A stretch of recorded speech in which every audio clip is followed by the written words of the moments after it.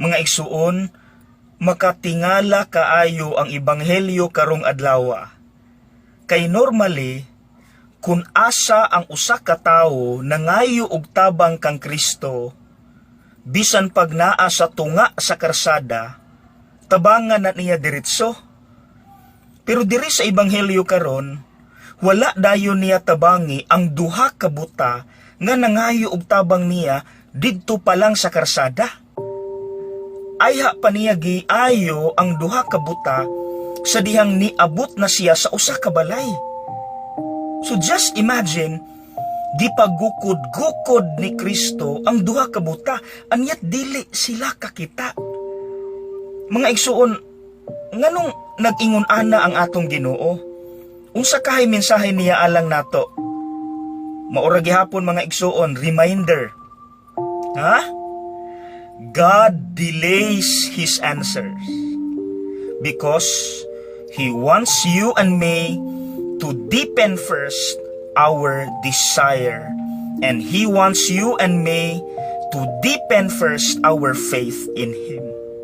Kanang duha mga igsuon mo'y atong tanawon sa atong kaugalingon, desire and faith. Og napamatud-an gyud ni Kristo ang desire ug ang faith sa duha ka buta. Sa dihang bisan sa ilang sitwasyon nga di sila kakita, wala gyud sila misurrender, misunod gyud sila kang Kristo hangtod nga sila naayo.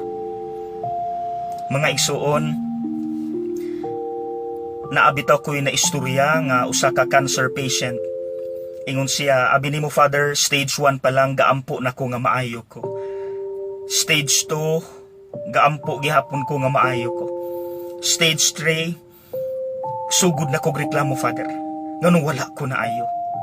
Ug diri ko natandog sa iyahang last nga giingon, ug wala ko niabot og stage 4 Father, dili mo lalom ang akong pagtuo sa Dios. Niundang na kog reklamo, nilalom kaayo ang akong pagsalig, pagtuo ug paglaom sa Ginoo, ug andam na kong matay. Malipayon ko, bisan tuod sakit ang akong gisinati karon, pagkalalom sa pagtuo, pero niabot nag stage 4. Mga igsuon, again, God delays His answers to our prayers because He wants you to be better than before.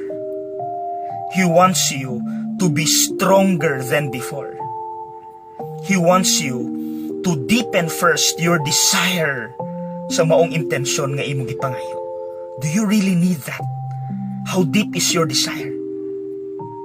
God wants you to deepen first your faith. Kung lalum bagyod imong pagtuo, or gusto niya mas mulalum bagyod ang imong pagtuo. Yes, lisod kaayo ang proseso. Kapoy paabot, sakit while nagpaabot. Pero ang ending, very fulfilling